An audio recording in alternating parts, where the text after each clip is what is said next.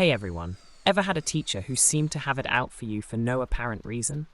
Today, we're diving into a shocking story where classic literature, grade disputes, and one student's battle for fairness come to a head in a way that you won't believe. LTRFTP. I don't know if this is pro, but it is certainly more than petty. In high school, 10 plus years ago, I was quiet and attentive in class. Teachers liked me. I wasn't popular, but I had good friends. I say all this to explain that high school was relatively calm for me. I played sports, was on the student newspaper, and got decent grades. However, that all changed my second semester junior year. I've always been a voracious reader. My freshman English teacher recommended I move up to the honors English track. So I did for freshman, sophomore, and the first half of junior year. Then I was put into classical literature my second semester junior year. I've always loved Greek and Roman stories, and had already read your typical high school classical reading list on my own. I didn't mind reading them again until I met Miss Umbridge. She put on a sweet facade, but she was downright evil. She also decided she hated me. I still do not know why, or what transgression I committed, but she hated me. I assume it was my habit of sometimes nodding off in classes. At the time, I had undiagnosed thyroid issues and was getting up at 5 a.m. for swim practice. I say sometimes because it happened maybe twice a month total between all 8 classes. I don't remember nodding off in her class, but it could have happened. Anyways, her class was 50% essays, written reports. The rest were random quizzes and a couple tests. I was on the student newspaper, and I was a decent writer. I wasn't worried about maintaining a B or up. We wrote our first paper, and I got a D. I was shocked. The only class I struggled in was chemistry, and still my lowest assignment grade was a C. After class, I asked Miss Umbridge what I did wrong, because her notes were minimal. She told me my assessment of the material was uninspired. Okay, can you direct me to an example of an inspired assessment? Come back during study hall. Thinking she'd have some example materials for me to review, I got a pass to see her during study hall. Nope. She spent the full hour basically telling me I was an idiot. I remember leaving and crying because she didn't tell me anything constructive. My friend, the eventual valedictorian, offered to help me on my next paper. My friend and I spent hours on my next paper. She never got below an A on anything. I got another D. My friend was furious. She took it to her AP English teacher and asked him to review it. She said she was entering a writing competition and wanted advice. He said it was great, her typical A+ work. My friend, quicker on the uptake, asked me for a copy of my original assignment. She asked her AP English teacher to look it over too, and he said she should enter the first one. This one was still good. He'd probably give it an A, but the other paper was better. My friend was convinced Miss Umbridge was treating me unfairly for some reason, and she must not like me. My friend wanted me to tell my parents or my school counselor. A teacher didn't like me? That had never happened. Sure, they didn't all love me, but none had actively disliked me. I decided I'd try one more time, but this time get Miss Umbridge to help me. Despite the previous horrors of spending study hall with Miss Umbridge, I went to her office during study hall 3 times before the next paper was due. She reviewed the paper and gave me tips on revising it each time. She did this in red pen.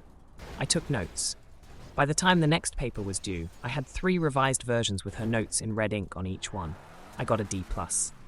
She smirked and congratulated me on my improvement. Bitch, I was done. My friend was right.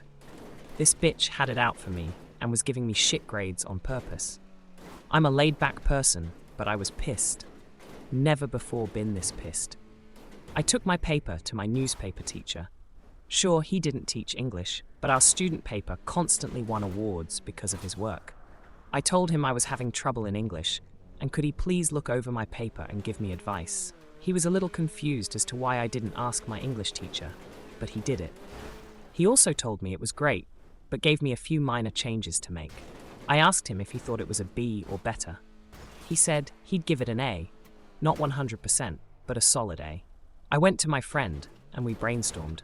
I couldn't request a drop ad. This wasn't college. You just don't switch classes at my high school unless the teacher recommends an honor placement. That's not true, said my friend. The football and basketball guys get moved to easier classes all the time to keep their grades up, so they are eligible for games. The athletics director was a friend of my dad, so I requested a meeting with him and my swim coach after school one day. I told them I was in danger of losing my eligibility to swim because I was pulling a D in a class. I wanted to move classes, but I knew I'd need approval from administration, which I wouldn't get without a good reason. They asked if I had requested help. I explained I had asked for help from multiple people, but my grade wasn't improving. I didn't know what to do. They asked to see my papers. I sat while they read them. They both looked at me confused. Neither of them could understand how those papers were worth only a D. The student VP was brought in. He asked who helped me. I explained my friend, he knew who she was, again, future valedictorian, and she had even asked her AP English teacher to look it over for advice. I had also asked my newspaper teacher to help me. Student VP asked if I had ever actually asked my teacher for help. I smiled and handed him the 3 revised versions of paper number 3 with Miss Umbridge's rank all over them. He frowned. AP English teacher and my newspaper teacher were pulled into the meeting. They were each asked to grade the papers. All 3 papers got an A or better. While this was going on, my dad was called in by the athletics director. My dad was pissed. He demanded I be moved to another class and that Miss Umbridge be put under review. Clearly, she wasn't grading students on their work, but on her own personal opinions. The school administration obviously bristled at the accusation that a teacher was treating students unfairly. A lot of arguing that I wasn't allowed to sit on occurred in the VP's office. I could hear plenty of yelling as 6 adult men argued over the appropriate next steps. It was decided that myself, my dad, VP, and athletics director would have a meeting with Miss Umbridge. The following morning before school, we all met. Miss Umbridge seemed to think she was going to get to tell everyone why I was so stupid. VP explained that if I maintained a D in her class, I would lose my extracurricular eligibility, and we were all meeting to discuss what to do. She smirked and said I should be moved to the non-honours English track, and I had no business being in honours English. I didn't have the aptitude to understand the complex classical literature they were studying, and I probably would need a tutor to even get through basic English. I've never seen my father so red, and I half expected to see steam come out of his ears. VP asked why she didn't try to help me improve. She said it was up to students to put in the initiative to get better. VP asked if that meant I had never asked her for help. She said I had not. VP then pulled out the 3 revised versions of paper number 3 and handed them to Miss Umbridge. Now it was her turn to be read.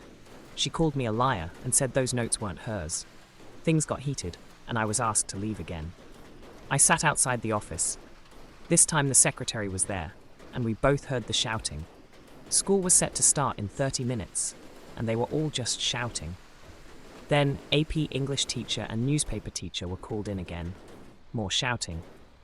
About 5 minutes to the start of classes, the teachers left, and I was called back in.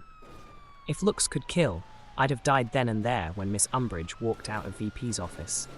I was being moved to basic English effective immediately. My current grade would not carry over. I would not need to make up any past assignments. A new teacher would be instructed to grade me only on the assignments going forward. My new English teacher, Miss Honey, ended up being the English department head. She was at least 65 and had been doing this for decades. After 2.5 years of honours English, this class was easier than PE. I barely had to try to get an A, but I refused to let Miss Honey think Miss Umbridge had been right. I tried harder in that class than any other class that semester. I finished projects so quickly that I was asked to tutor a girl struggling in the class. I spent half the class period just helping this girl understand the material. I helped her go from a C to a B+. I got something like 104% in the class. At the end of the semester, Miss Honey called me into her office during study hall. She was recommending I return to honours English for senior year. I must have looked panicked, because she assured me Miss Umbridge would not be my teacher. In fact, she would not be anyone's teacher. She was leaving at the end of the school year. Miss Umbridge was only in her late 20s and unmarried, too early to retire. and my high school was in one of the best paying school districts in the state. I knew what leaving meant, but Miss Honey still explained that I was put in her class on purpose. The school administration trusted Miss Honey to determine the truth of Miss Umbridge's claim that I was basically a lying idiot. Miss Honey stated I very clearly belonged in Honours English. She apologized if her class had not been challenging enough for me. I cried. I mean full-on ugly, snot cried. I didn't realize it, but part of me had actually believed Miss Umbridge up until that moment. Miss Honey hugged me and consoled me. I spent senior year in Honours English and spent my study hall tutoring Miss Honey's struggling students. To this day, I think about that awful woman fairly regularly. My career is strongly writing-based, and I still worry obsessively over my writing. I hope she never taught again, because she wreaked havoc on my self-confidence. Love to you nice folks. And that wraps up the intense journey of overcoming unfair treatment and self-doubt in the face of adversity.